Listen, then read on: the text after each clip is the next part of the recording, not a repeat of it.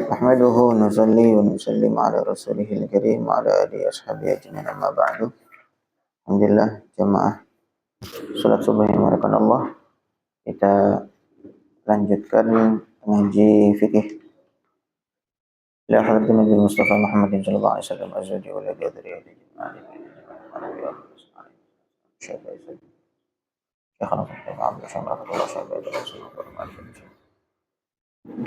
ولا شيء زين الملي ذري ولا رسول اللهم اغفر لنا الفاتحة. أعوذ بالله من الشيطان الرجيم. بسم الله الرحمن الرحيم. الحمد لله رب العالمين الرحمن الرحيم مالك يوم الدين إياك نعبد وإياك نستعين اهدنا الصراط المستقيم صراط الذين أنعمت عليهم غير المغضوب عليهم ولا الضالين آمين. Bismillahirrahmanirrahim. Kita lanjutkan bab mandi. Jadi kemarin ya, mandi besar, hal-hal yang mewajibkan mandi besar. Hal-hal yang mewajibkan mandi besar ada 5. Yang 2 itu dialami oleh laki-laki dan perempuan. Kemudian yang 3 lagi khusus dialami oleh wanita saja, perempuan saja. Yang dialami oleh laki-laki dan perempuan yaitu 2. Yang pertama mati, ini mewajibkan mandi. Kemudian yang kedua adalah junub atau janabah. Nah, junub ini ada dua cara, maksudnya bisa terjadi junub itu dengan dua cara. Yang pertama dengan dengan keluarnya air mani. Dengan keluar air mani disengaja ataupun tidak disengaja. Maka itu dia kondisinya junub sehingga mewajibkan mandi. Nah, kemudian yang kedua dengan berhubungan suami istri. Dengan masuknya hasyafah itu bagian kepala dzakar masuk ke dalam farji. Farji itu ya lubang pada wanita, baik kubul ataupun dubur. Masuknya sudah bertemunya dua kelamin itu, maka langsung mewajibkan mandi walaupun tidak sampai inzal, walaupun tidak sampai ejakulasi. Jadi bertemunya saja, maksudnya sudah masuknya saja, maka itu sudah mewajibkan mandi. Nah, kemarin ada pertanyaan. Jadi ini kan kemarin penjelasannya tidak ada perbedaan. Baik si hasyafahnya atau dzakarnya itu nyambung atau sudah putus. Kemudian miliknya manusia ataupun hewan. Pokoknya asal sama-sama hidup. Sama-sama dari makhluk hidup. Begitu juga tidak ada bedanya antara mati ataupun masih hidup. Jadi kalau misalkan mengumpuli mayit begitu jenazah, maka tetap wajib mandi. Tentu yang wajib mandi yang hidup, yang mati tidak wajib mengulangi mandinya, tidak perlu. Jadi yang wajib mandi adalah yang hidup. Nah, kemarin ada pertanyaan bagaimana kalau yang masuk itu bukan dzakar, maksudnya benda buatan gitu ya. Benda buatan itu. Maka setelah kita cek, ternyata tidak wajib mandi kalau tidak keluar air mani. Jadi baik yang laki-laki ataupun perempuan. Jadi kalau misalkan laki-laki, misal masuk kepada lubang yang bukan farji. Lubang yang bukan farjinya wanita atau bukan farjinya hewan, maka tidak wajib mandi kalau tidak keluar air mani. Kemudian begitu juga perempuan, kalau yang dimasukkan itu bukan dzakar, walaupun bentuknya dzakar, ya mungkin apalah begitu. Nah, kemudian dimasukkan ke dalam farjinya, baik kubul ataupun dubur, maka tidak wajib mandi, tidak hadas besar ya, kecuali kalau sudah keluar air mani. Tetapi nanti kalau dalam bab puasa batal itu puasanya batal. Dengan masuknya sesuatu ke dalam farji, maka puasanya batal. Tapi dalam hal mandi wajib atau tidak, maka dia tidak wajib mandi. Gitu nggih. Itu pertanyaannya. Begitu juga kayak kalau misalkan ditempelkan, misalkan ada orang yang laki-laki, kemudian dia terputus, misalkan dakarnya terputus, kemudian diganti dengan silikon kan gitu, diganti dengan silikon. Nah itu karena dia silikon, bukan dakar asli, maka ketika masuk ke dalam farji dia tidak wajib mandi. Begitu juga wanitanya tidak wajib mandi kecuali kalau keluar air mani.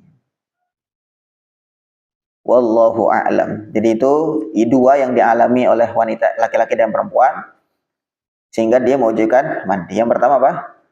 Mati. Kemudian yang kedua junub. Nah junub ini terjadi karena ketika ada dua kondisi. Yang pertama ketika keluar air mani, baik itu sengaja ataupun nggak sengaja, sadar atau tidak sadar. Ketika sadar ataupun ketika tidur, maka dia wajib mandi, itu kalau air mani. Kemudian yang kedua, bertemunya dua kelamin, ya, bertemunya dua kelamin, baik sama-sama manusia atau hewan dengan manusia, asalkan memang kelamin makhluk hidup, gitu, kelamin makhluk hidup.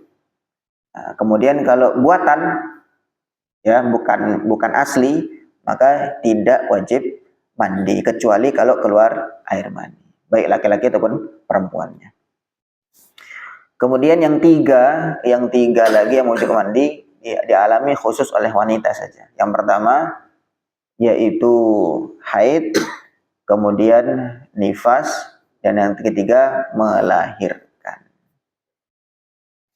Haid itu darah yang keluar bulanan, memang ada periodenya, memang siklusnya wanita sehat itu dia ada keluar darah haid. Maka ketika haid mewajibkan mandi. Kemudian yang kedua, tentu maksudnya wajib mandinya setelah selesai masa haidnya. Begitu sudah bersih, sudah tidak keluar lagi darahnya, maka wajib mandi. Kemudian yang kedua adalah nifas, yaitu darah yang keluar setelah melahirkan. Setelah melahirkan itu nifas, karena itu kata para ulama, darah nifas itu adalah darah haid yang terkumpul selama hamil. Selama hamil wanita itu pada umumnya itu tidak haid selama 9 bulan itu. Nah, kemudian setelah selesai melahirkan barulah keluar itu darah haidnya. Nanti dikatakan dengan darah nifas. Nah, kemudian yang ketiga melahirkan. Wallahu a'lam. Ini sebab-sebabnya. Kemudian faslun fima yahrumu bil janabah. Fasal tentang hal-hal apa saja yang diharamkan dikerjakan bagi orang yang sedang junub. Yahrumu haram biha dengan sebab janabah, kullu ma yahrumu bil hadathi, segala sesuatu yang haram sebab hadas. Kemarin apa yang haram sebab hadas, masih ingat? Satu yang pertama salat. Salat itu haram, orang yang hadas kecil, ya, hadas kecil, maksudnya yang hadas kecil itu tidak boleh salat. Kemudian yang kedua tawaf.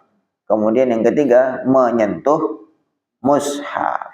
Itu 3 hal yang haram dikerjakan bagi orang yang hadas kecil. Begitu juga membawa mushaf juga begitu. Maksudnya menyentuh dan membawa mushaf. Kemudian kalau yang dengan hadas besar sekarang, hadas besar, maka 3 yang diharamkan bagi orang yang hadas kecil itu diharamkan bagi orang yang hadas besar. Salat dia tidak boleh, tawaf juga tidak boleh, kemudian menyentuh dan membawa mushaf Al-Quran juga tidak boleh. Waqad sabaqa bayanuhu, sudah terlewat penjelasannya. Wazida ala dzalika amrani. Ditambah dari 3 ini amrani, dua perkara lagi. Wahuma, satu al-muktsu fil masjidi, berdiam diri di masjid. Orang yang sedang junub, hadas besar, haram untuk berdiam diri di masjid. Wa sawa'un fi dzalika arduhu wa jidaruhu wa hawa'uhu. Baik di tanahnya ataupun di temboknya, wa hawa'uhu, ataupun di awang-awangnya, ya, pokoknya di ngambang, ya, tetap pokoknya di area masjid, ya, itu tidak boleh. Karena mulianya masjid. Sedangkan orang yang hadas besar itu ya berhadas, dia najis tapi maknawi. Najis tapi abstrak, kan tidak bisa nampak. Tapi kalau najis itu kan nampak secara mata. Tapi kalau hadas itu hadas yang najis yang tidak tampak. Wa kharaja bil mukfi, terkecuali dari kata-kata berdiam diri, al-uburu bihi, lewat masjid.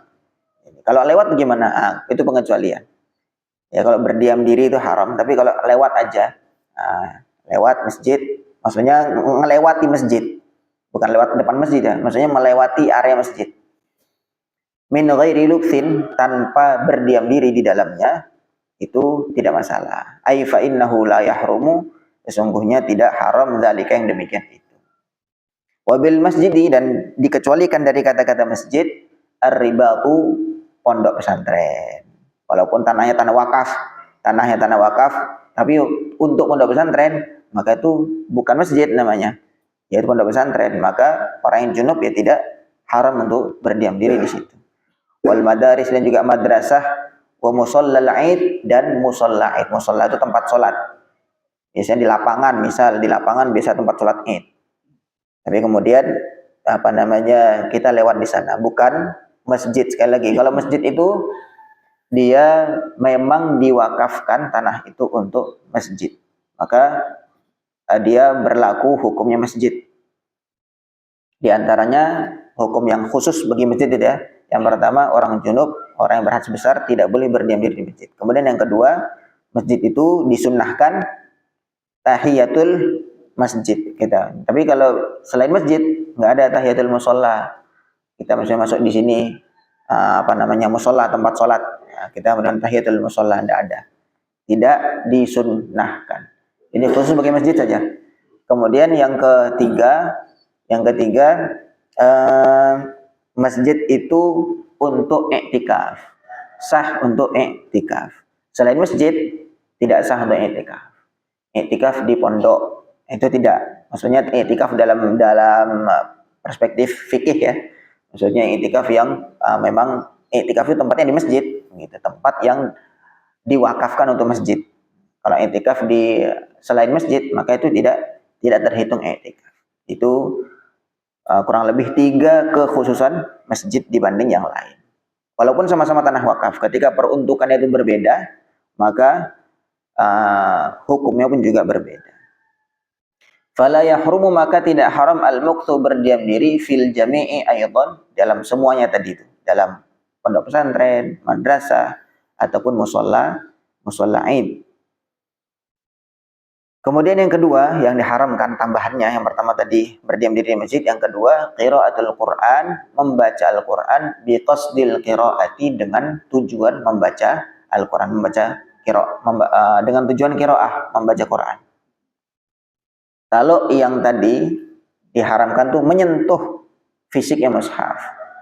Nah kalau yang sekarang tapi kalau hadis kecil, menyentuh tidak boleh, membaca saja masih boleh. Membaca tanpa menyentuh, hafalan misalkan. Qul a'udzu birabbin nas, malikin nas, ilahin nas, masih boleh. Membaca dengan hafalan. Nah, kemudian kalau orang junub itu tidak boleh. Kalau memang sengaja qiraah, memang sengaja tujuannya membaca Al-Quran. Walau ba'du ayatin, walaupun cuman sepotong ayat. Bihaitsu yusmi'u nafsahu, qiraah itu seukuran dia memperdengarkan telinganya sendiri. Kalau dia cuman batin aja, itu tidak masalah. Maksudnya membaca itu, kategori membaca itu mesti memperdengarkan, ada keluar suaranya. Paling tidak minimal telinga sendiri dia dengar, walaupun nggak didengar orang lain. Tetapi kalau cuma batin saja atau komat kamit saja tanpa keluar suara, maka itu tidak terhitung qiraah, nggak terhitung membaca itu. Amma idza lam yaqsidil qiraah, adapun kalau dia tidak bertujuan membaca Al-Qur'an. Melafadzkan Al-Qur'an tetapi tujuannya bukan membaca Al-Qur'an. Contohnya gimana? Kama idza qasada dzikrahu. Contohnya misalkan dia hanya niat untuk zikirnya.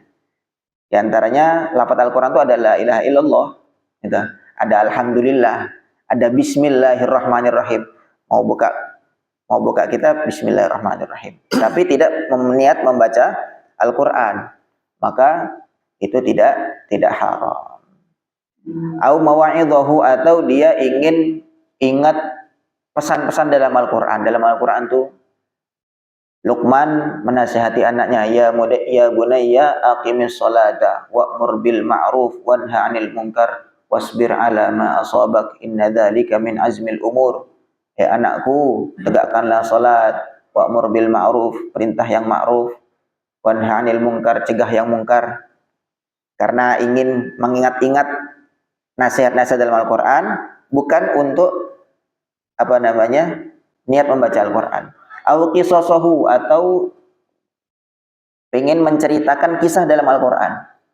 Kisah dalam Al-Qur'an. Au ahkamahu, atau menyebutkan hukum-hukum dalam Al-Qur'an. Oh, dalam Al-Qur'an itu hukumnya, contohnya misalkan orang yang tidak puasa karena sakit. Tidak pernah, faman kana minkum maridun aw ala safarin fa'iddatun min ayyamin ukhra. Siapa yang sakit ataupun karena safar, kemudian dia nggak puasa, fa'iddatun min ayyamin ukhra, maka diganti dengan hari-hari lain di luar Ramadan dengan jumlah yang sama yang dia tinggalkan. Gitu. Awid doa, atau dia menyebutkan redaksi doa di dalam Al-Qur'an. Memang niatnya untuk doa. Rabbana atina fid dunya hasanah wa fil akhirati hasanah wa qina adzabannar. Itu dalam Al-Qur'an ada. Atau Rabbana taqabbal minna innaka antas samiul alim. Juga begitu. Awit tabarruk, atau niat tabarruk, mengambil barokah dari Al-Qur'an. Awit tahafuz, atau menjaga hafalan Al-Qur'an. Awit tahsin, tahsin itu pakai shad ya, bukan pakai tahsin. Pakai sin itu namanya membaguskan bacaan. Tapi kalau shad dari kata hisnun, dari kata perisai, tahsin itu penjagaan. Kayak kita baca Al-Kursi, ayat kursi untuk menjaga diri dari gangguan jin, gangguan sihir dan sebagainya, itu namanya pakai shad, tahsin. Awit ta'lim, atau mengajarkan, guru nyimak Al-Qur'an. Nah, atau misalkan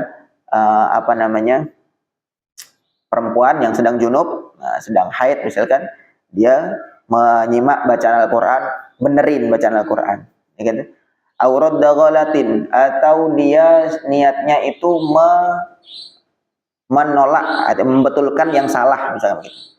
Au atlaqa, atau dia memutlakan, pokoknya lidahnya mengeluarkan bacaan, jaro lisanuhu bila qasdi syai'in, lisannya melantunkan Al-Qur'an tapi tanpa qasdu syai', tanpa ada niat apapun, fala tahrumu, maka tidak haram.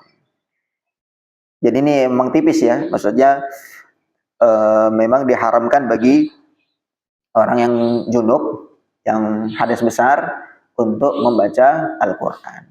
Kalau ini untuk bayangannya, kalau untuk laki-laki gampang saja kan, karena laki-laki itu kan tidak lama biasanya junub, langsung udah mandi kan gitu. Di sini yang repot kadang-kadang perempuan, yang sulit itu kadang perempuan. Dia haidnya kan lama, kadang seminggu, kadang 2 minggu. Itu kalau misalkan dia punya hafalan Al-Qur'an, bagaimana tuh nanti 2 minggu nggak diulang-ulang hafalannya, bisa hilang. Makanya para ulama menjelaskan bahwa yang haram itu adalah ketika kita membaca Al-Qur'an, melafadzkan Al-Qur'an dengan qasdul qiraah, dengan memang niatnya tuh memang baca Al-Qur'an.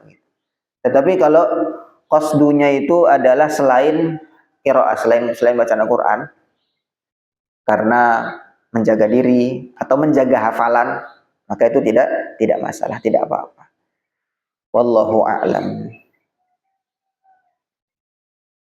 Ini hal-hal yang diharamkan bagi orang yang junub. Jadi ada 5. Yang 3 itu sama diharamkan bagi orang yang hadas kecil, yaitu apa? Salat.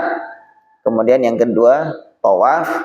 Kemudian yang ketiga menyentuh mushaf, menyentuh atau membawa mushaf. Kemudian yang keempat ditambah lagi 2. Ya, untuk bagi yang junub tambah 2 lagi, yaitu yang pertama berdiam diri di masjid. Kemudian yang kedua membaca Al-Qur'an, melafadzkan Al-Qur'an. Itu tidak boleh dalam kondisi junub. Laki-laki atau perempuan sama. Wallahu alam. Sampai sini dulu sebelum kita lanjut, ada pertanyaan?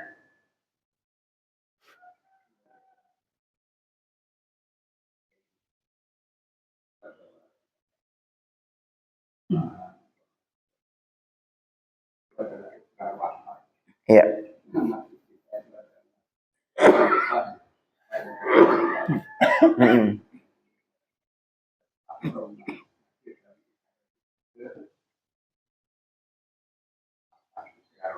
Iya. Baik, ini apakah masjid itu memang harus ada wakifnya, gitu? Apakah harus ada wakifnya, memang diwakafkan untuk menjadi masjid gitu, atau memang ya karena ketika digunakan sebagai masjid langsung bersatu jadi masjid begitu. Ini pembahasan panjang ya terkait wakaf masjid begitu. Jadi sebagian ulama menyatakan kalau memang tempat itu disepakati oleh masyarakat, misalkan itu memang tanah kosong lah, misalkan tidak ada pemiliknya. Kemudian selepas itu sudah bergenerasi-generasi itu jadikan sebagai masjid, maka statusnya bisa jadi masjid itu. Begitu. Adapun terkait wakaf ataupun tidak itu Allahu a'lam ya. Tapi kalau status masjid atau tidak itu bisa jadi. Jadi ketika sudah digunakan sebagai masjid, memang sudah sepakat masyarakat ini dijadikan sebagai masjid, maka itu bisa jadi status masjid. Jadi memang kalau masjid tadi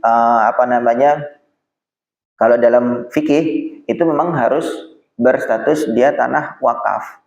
Dan wakaf itu untuk wakaf masjid itu dia harus permanen atau semi permanen. Tidak bisa kayak misalnya kan ada pernah kemarin tuh masjid berjalan tuh ya, kayak truk kayak masjid ya. Itu jadi wakaf masjid. Itu tidak bisa karena dia tidak permanen. Pindah-pindah. Ada misalkan kalau ini hilahnya, solusinya ada yang misalnya kan masjid yang bisa dibawa-bawa. Itu sering dibahas kalau di kitab-kitab fikih itu. Jadi kan memang minimal tuh semi permanen. Jadi misalkan kita pengen punya masjid yang bisa dibawa. Bagaimana caranya?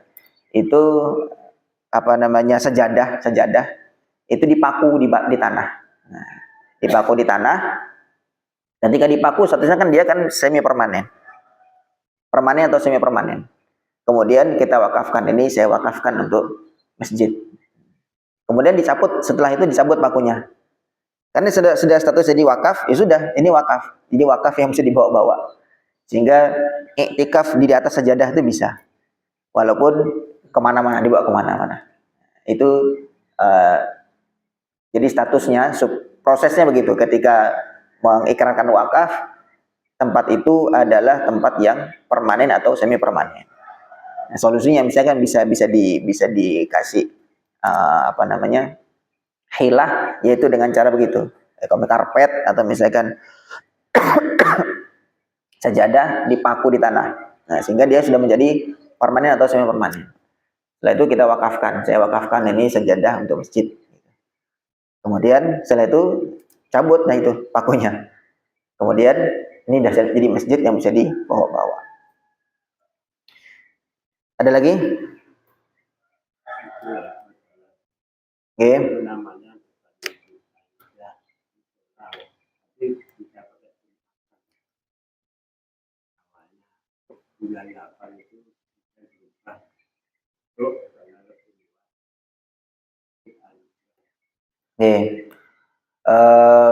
Masjid itu dia lebih ke tadi ya, fungsi dan keutamaan tersendiri. Adapun kayak sholat Jumat itu ya tidak harus di masjid. Bukan berarti suatu tempat itu digunakan untuk sholat Jumat, berarti masjid, bukan begitu. Kayak tempat ini kita gunakan sholat Jumat, bukan berarti otomatis jadi masjid, bukan. Itu lapangan, kita gunakan sholat Jumat, otomatis jadi masjid, bukan juga. Jadi sholat Jumat itu tidak harus di masjid. Yang penting dia berada satu kampung ada satu sholat Jumat begitu. Tempatnya di mana saja, kalau misalkan kampung tuh belum bangun masjid gimana? Terus nggak sholat Jumat? Ya enggak, ya tetap sholat Jumat. Nah, tapi tidak harus di masjid. Itu sholat Jumat. Nah kemudian begitu juga tempat itu, suatu tempat apakah mesti begitu dia digunakan tempat untuk sholat Jumat langsung jadi masjid? Tidak. Jadi masjid itu ya ketika di awal memang dia diikrarkan, diniatkan wakaf untuk masjid. Ada orang wakaf untuk musola misalkan, ya maka nggak jadi masjid, ya menjadi musola aja terus gitu. Wakaf untuk musola. Masjid itu bukan karena bukan dari besar kecilnya. Nah, kayak tadi sajadah aja bisa jadi masjid. Saya wakafkan sajadah ini untuk masjid. Masjid itu kan bahasa Arab ya, dari sajadah yasjudu masjidun, tempat sujud kan gitu.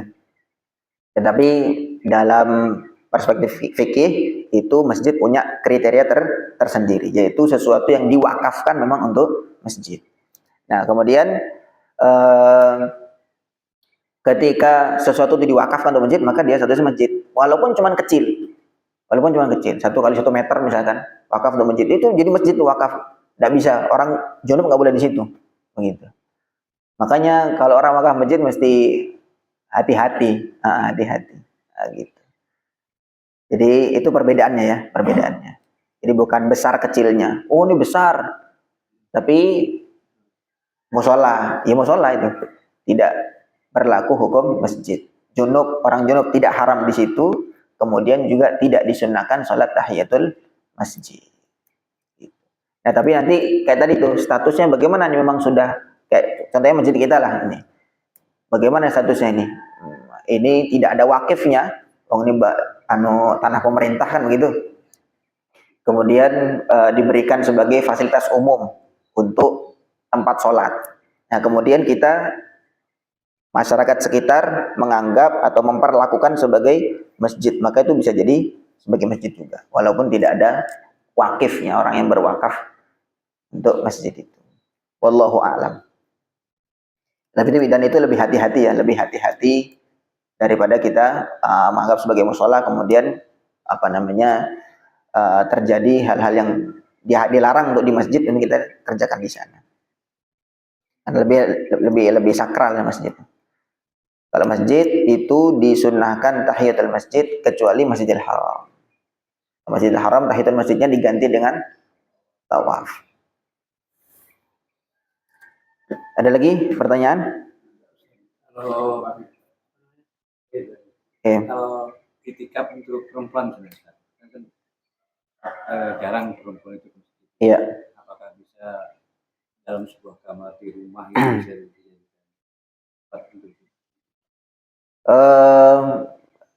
untuk iktikaf itu hanya di masjid saja, sehingga dia tidak bisa terhitung beribadah iktikaf. Bahkan juga termasuk wanita. Maka di antara solusinya kayak tadi, kalau kita bisa mau buat masjid yang portable, bisa dibawa kemana-mana, bisa dengan sajadah tadi itu. Kita paku di lantai atau paku di tanah dulu, kan biar gampang dicoba. Lantai kan ngerusak keramik. Tanah wakafkan untuk masjid, bisa di rumah. Lalu kemudian ini sering perempuan tanya begitu, gimana nih kalau nggak bisa kita iktikaf ataupun kita nggak sholat jamaah di masjid? Amal itu tidak hanya satu itu saja. Gitu. Jadi istilahnya jalan menuju surga itu sangat banyak sekali, tidak cuma satu. Jadi termasuk wanita lebih baik sholatnya emang di rumah begitu. Afdalnya emang di rumah. Berbeda dengan laki-laki. Laki-laki soft paling utama itu ya soft 1, soft pertama. Tapi kalau perempuan soft paling pertama, soft paling belakang. Seandainya dia sholat di masjid ya, sholat di masjid dia sholat ya soft yang paling utama itu yang paling belakang. Itu kalau perempuan. Ini memang berbeda. Jadi gimana kalau perempuan tidak bisa sholat? Kan ada fadilahnya sholat berjamaah kemudian 40 hari tanpa tertinggal takbiratul ula, maka diberi kebebasan dari neraka. Oh perempuan gimana, kan sholatnya sendiri di rumah? Ya sudah, itu dia punya keutamaan tersendiri. Berarti dia bisa mendapatkan jaminan bebas dari neraka. Tidak cuma satu itu, jaminan bebas dari neraka kan nggak cuma satu itu gitu. Nah, jadi kita buat kita fahami bahwa jalan menuju surga itu tidak cuma satu, bisa diraih dengan yang lain. Jadi tidak semua amal itu bisa dikerjakan semua orang, gitu loh. Atau paling gampang misalnya haji. Oh gitu, begitu cerita haji lah apa namanya, al hajjul mabrur laisa lahul jazaa illal jannah.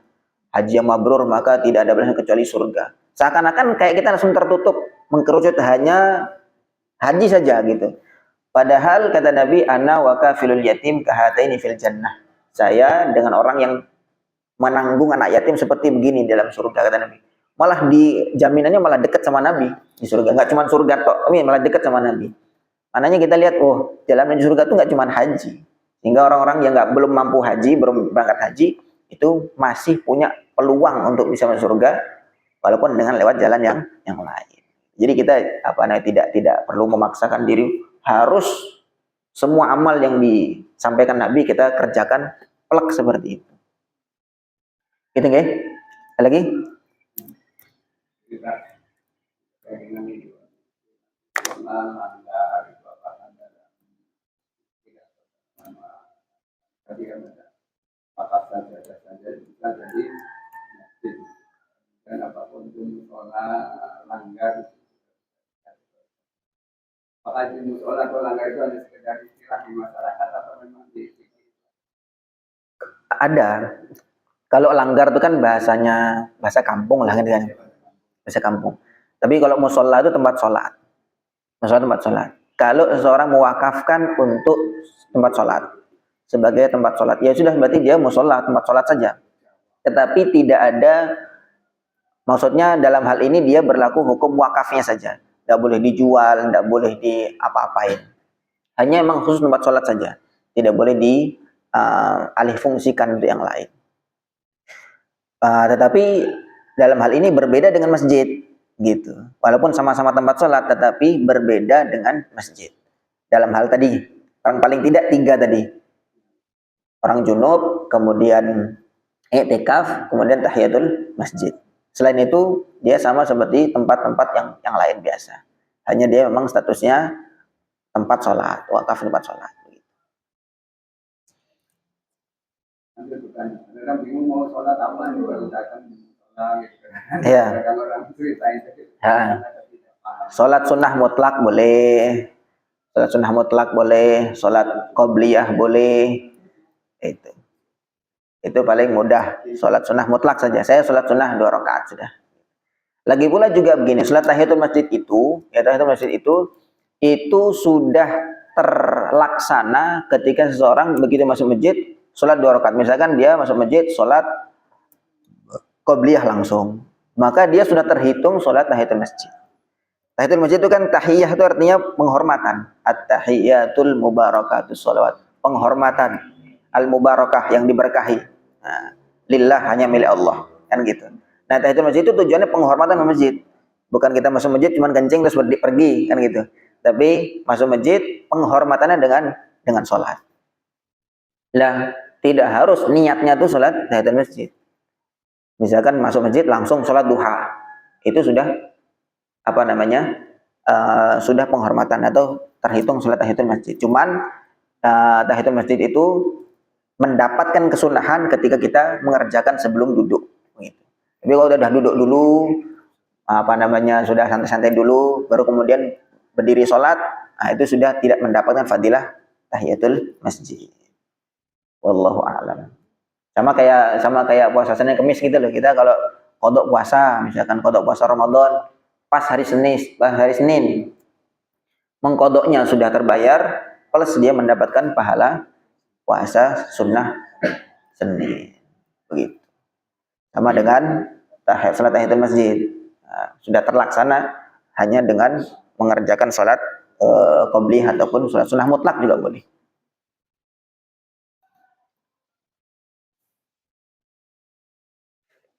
Ya, kemarin Pak Ustadz yang tanya itu sudah terjawab. Jadi yang mewajibkan mandi hanya yang asli milik manusia ataupun hewan. Tapi kalau yang tidak asli maka tidak mewajibkan mandi kecuali keluar mandi. Wallahu a'lam. Oke, saya rasa tidak perlu lanjut dulu, mungkin lanjutnya pertemuan depan. Itu hal-hal yang diharamkan bagi orang junub ada 5. 3 itu barang yang diharamkan dengan yang hadas, kemudian tambahan 2 yaitu berdiam diri di masjid dan membaca Al-Quran. Wallahu alam, mudah-mudahan bisa kita fahami, bisa kita amalkan. Subhanallah bihamdihi, subhanakallahumma bihamdika, asyhadu an la ilaha illa anta astaghfiruka wa atubu ilaik. Assalamualaikum warahmatullahi wabarakatuh.